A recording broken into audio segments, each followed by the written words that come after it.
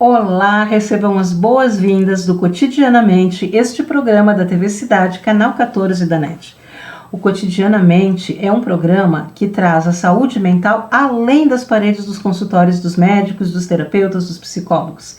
O que você faz no seu cotidiano que sustenta a sua saúde mental? Eu sou Ana Bononi, sou psicóloga, sou instrutora de atenção plena e eu sou uma mulher de pele clara, cabelo curto, olhos e cabelos castanhos, eu uso óculos, estou usando um vestido vermelho, uma sapatilha dourada e acessórios dourados.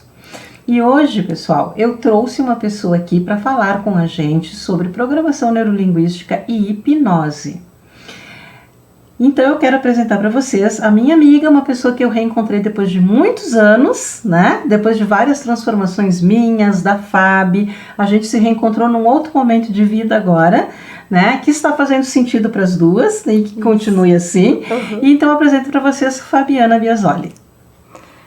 Eu sou a Fabiana Biasoli, eu trabalho com programação neurolinguística, com hipnose, sou loira, pele clara, olhos castanhos, estou usando um vestido azul marinho, uma sandália de zebra, acessórios dourados e quero contar um pouquinho para vocês sobre o meu trabalho.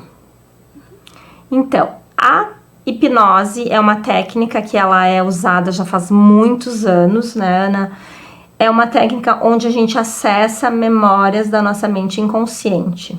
Memórias que estão registradas lá, que muitas vezes a gente nem sabe que tem memórias lá, né? A maioria das vezes a gente, como adulto, não consegue fazer certas coisas, tem várias limitações, e através da hipnoterapia a gente consegue acessar essa memória e ressignificar, né? Dentro do processo de hipnose a gente utiliza as técnicas de reprogramação neurolinguística, que é a PNL, onde aquele momento que o teu cérebro está num estado de vigília, a gente pode dizer assim, que é um estado entre o sono e o acordado, é ali que a gente consegue acessar, porque daí aquele crítico interno, ele sai do comando. Então, o cérebro começa a mandar as informações e os registros.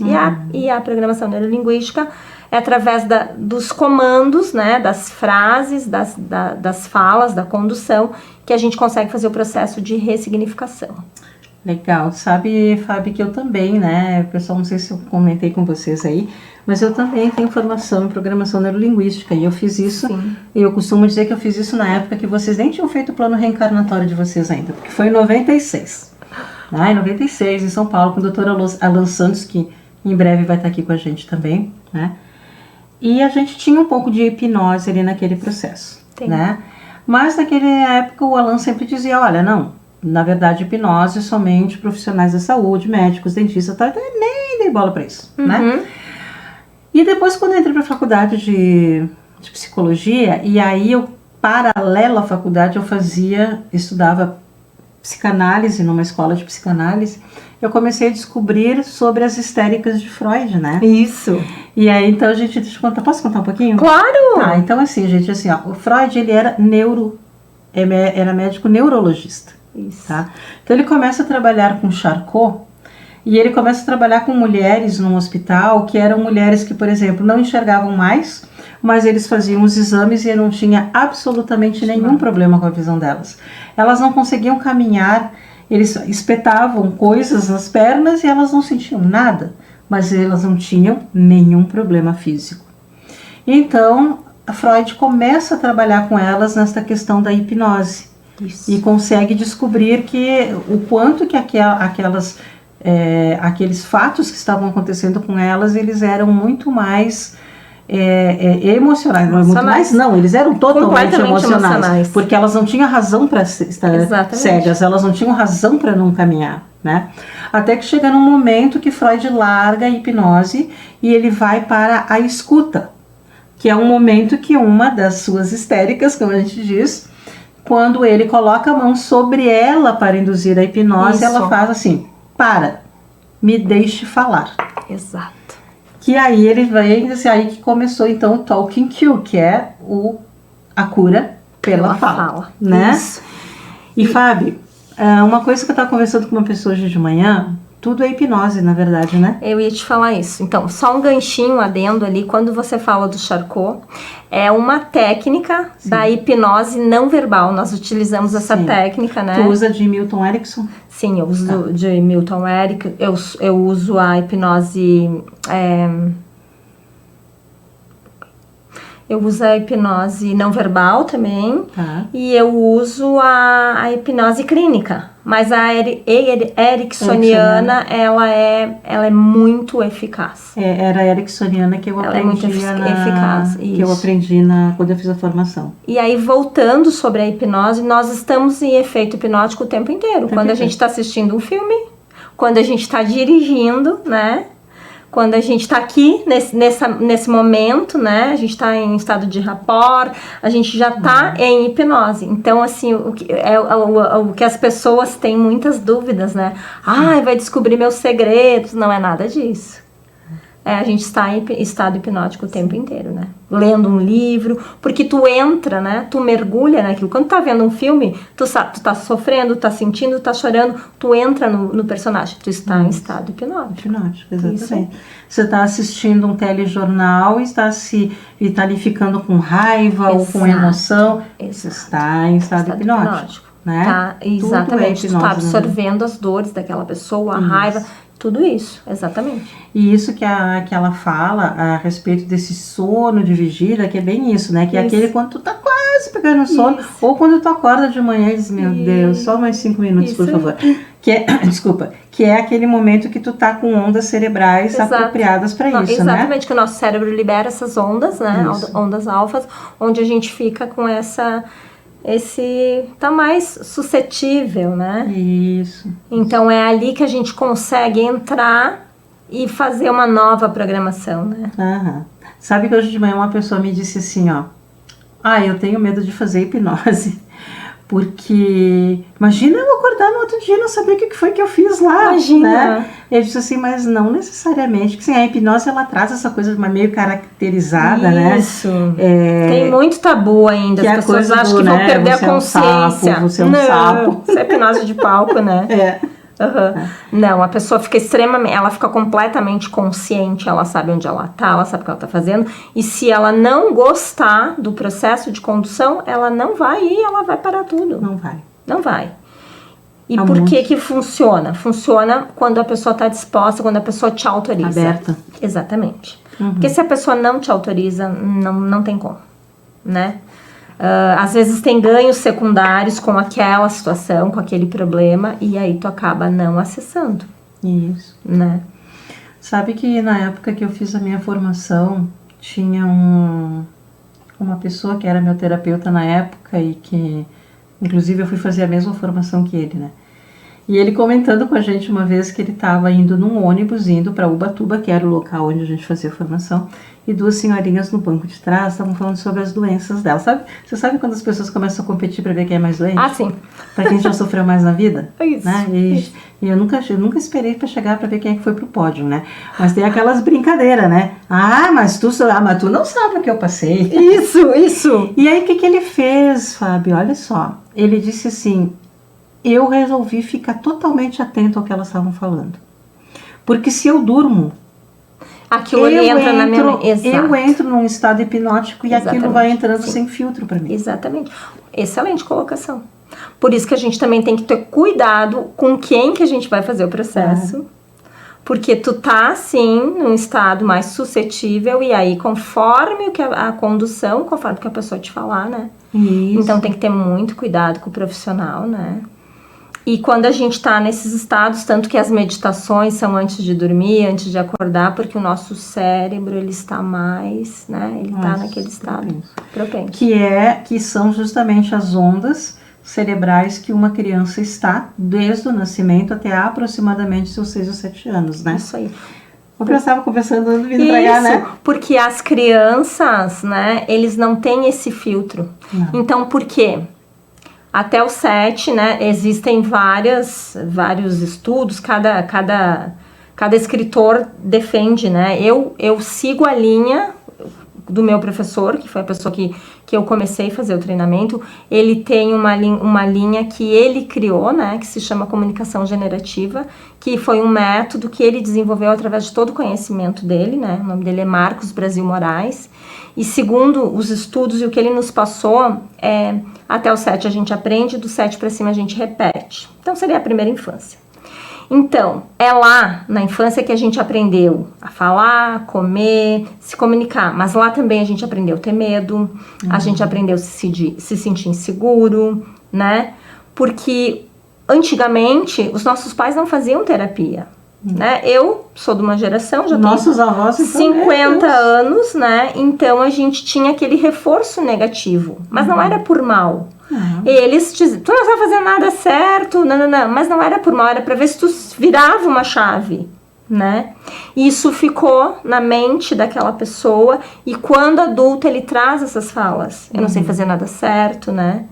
Então é aí que a gente entra lá onde que aconteceu. Então a técnica é assim, onde foi a primeira vez ou a vez mais importante, né? E aí a pessoa vai buscando memórias até chegar na principal memória, que é lá onde veio o registro. A partir do momento que eu acessei aquele registro, ele hoje como adulto, ele sobreviveu até hoje.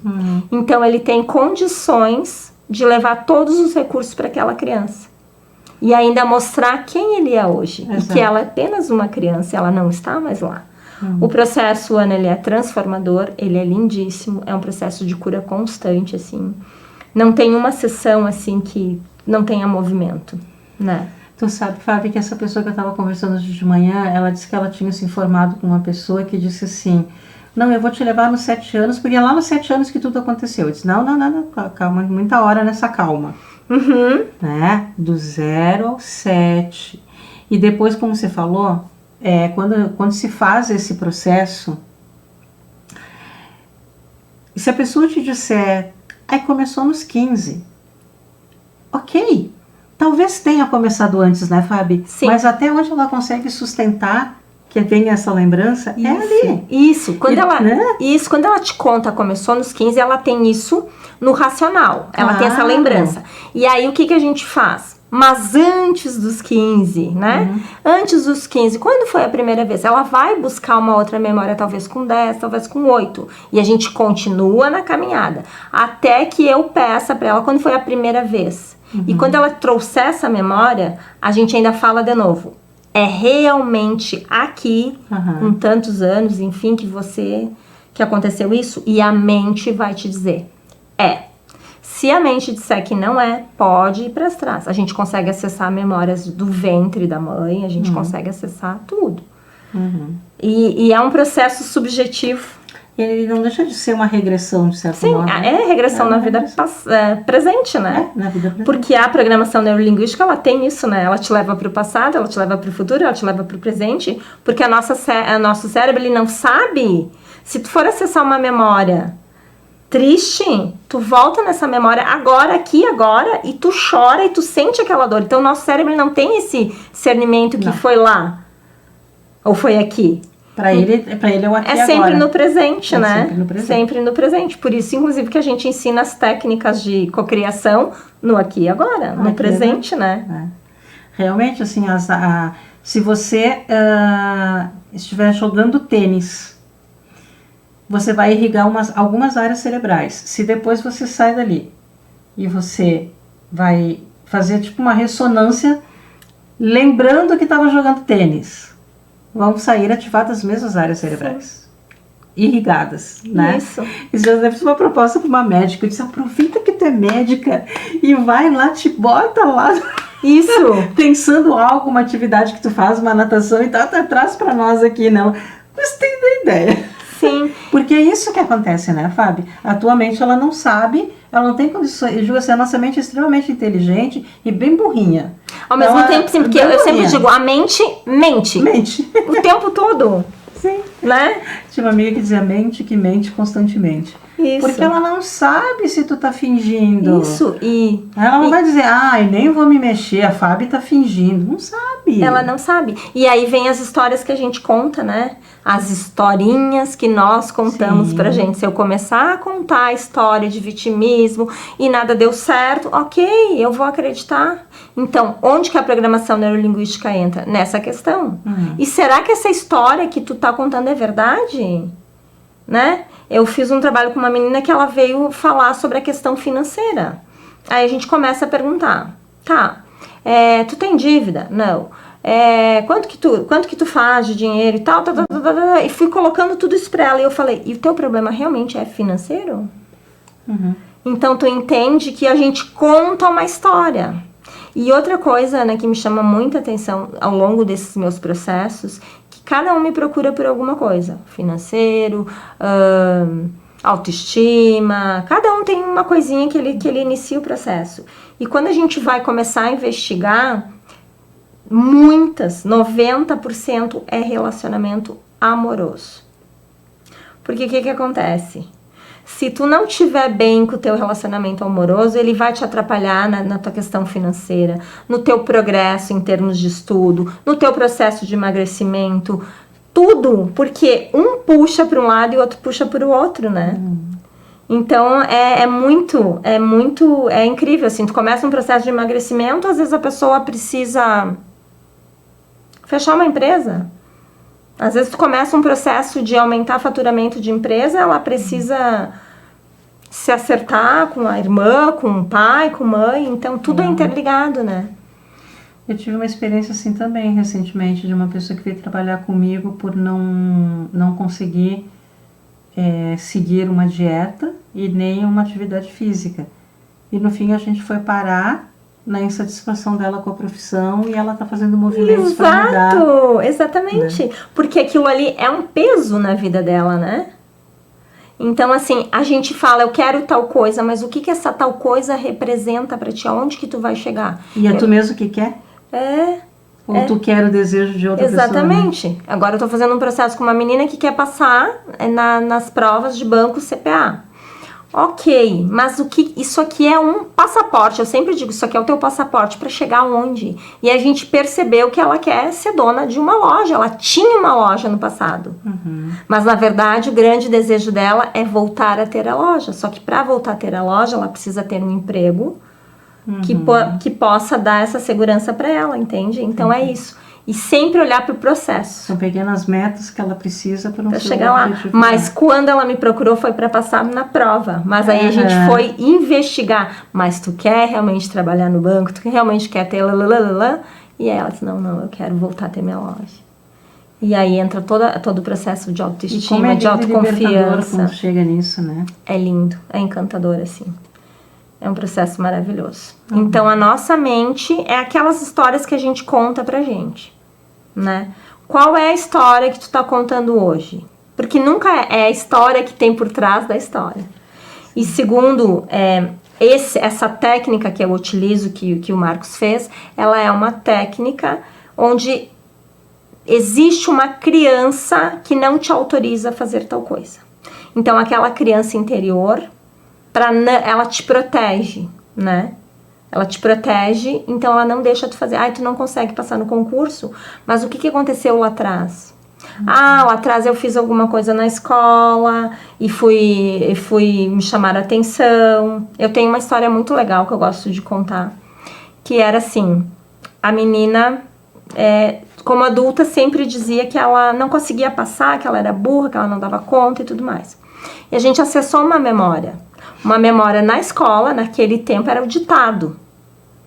E ela acessou exatamente a hora que ela pegou o ditado em caneta vermelha, corrigido em caneta vermelha, X, X, X, tudo errado.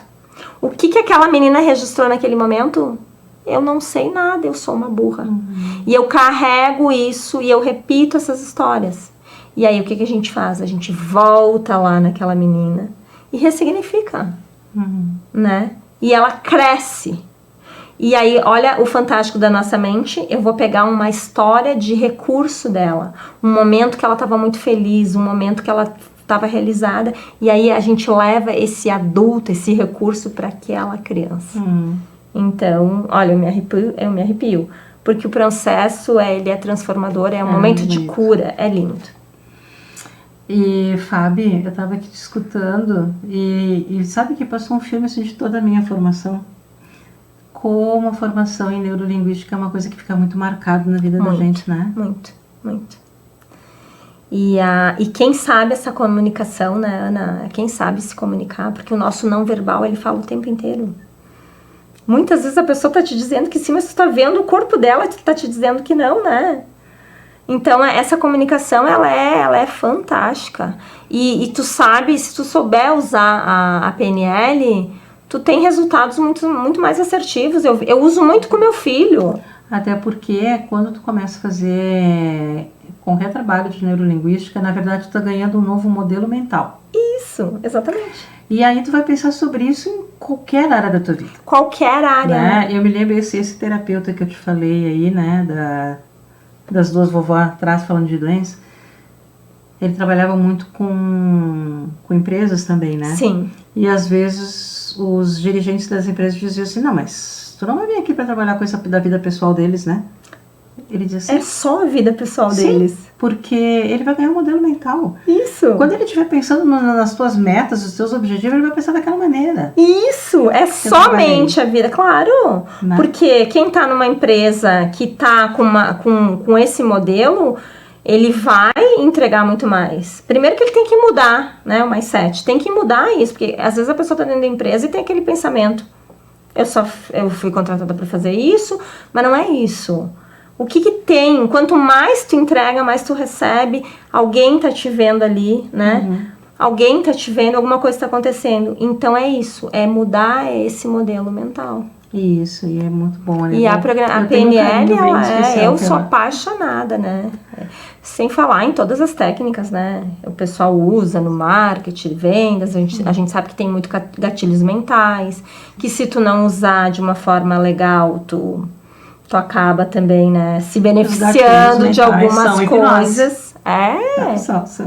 Tudo é hipnose, gente. Tudo é hipnose. Tudo é hipnose. E eu vou te dizer bem sincera, assim, ó, eu já te falei já sobre isso, né, Fábio? Eu tenho uma pena de que todo o tamanho enorme do que é a programação neurolinguística, ela é mais uma coisa que foi distorcida. Isso. E que hoje está meio que reduzida a técnicas de venda, gatilhos mentais para venda. Cara, é tão mais vasto do que isso. Isso mesmo. Tão mais vasto. Porque aí, né, é aquelas histórias, é só os 3 primeiros, isso é um gatilho, né, gatilho da escassez, né, meu Deus, se eu não comprar agora, eu não vou mais conseguir. Então, essas coisas que tem que saber onde tu vai usar, né. Isso. Tudo é gatilho mental, tudo é técnica, não adianta. Eu estava ouvindo esses dias a live de uma pessoa na internet, né, e dava para perceber exatamente ela usando a hipnose. Quando a gente tem o conhecimento, fica muito claro, né? Os políticos gostam muito de usar isso. E a gente fica olhando ali, tu sabe exatamente o que está sendo usado. E eu olhava assim, nossa, olha como ela está usando a hipnose o tempo inteiro. O tempo inteiro. Né? Para botar dentro da cabeça das pessoas o treinamento dela. Exatamente. O tempo inteiro. Pessoas que dominam. Por isso, né? Conhecimento é poder. Quando tu tem um conhecimento... E responsabilidade, né? Totalmente, né? Porque... Principalmente quando tem a outra pessoa que tu sabe que não tem aquele conhecimento, né? Então, tu tem que saber usar o conhecimento de uma forma, enfim, correta. Mas o correto para ti é um e para mim é outro, né? Mas, enfim, o conhecimento é poder. Exatamente. Fábio, algum case de sucesso que tu queira nos trazer, além da pessoa do CPA? Sim, eu tenho uma outra pessoa do CPA também que passou, né? Ela vinha há 2 anos estudando para concurso público e a gente começou o processo e quando chegava na hora da prova ela dava calor, dava nervosismo, ela não conseguia concluir a prova e a gente trabalhou. Aí o método dela não foi voltado lá na criança, o método dela foi voltado no estado de confiança, onde a gente utilizou só técnicas de recursos, né? Técnicas de como ela ia acessar um estado de relaxamento na hora da prova, técnicas como é que ela ia acessar se desse cansaço. Então, foi um case completamente de sucesso.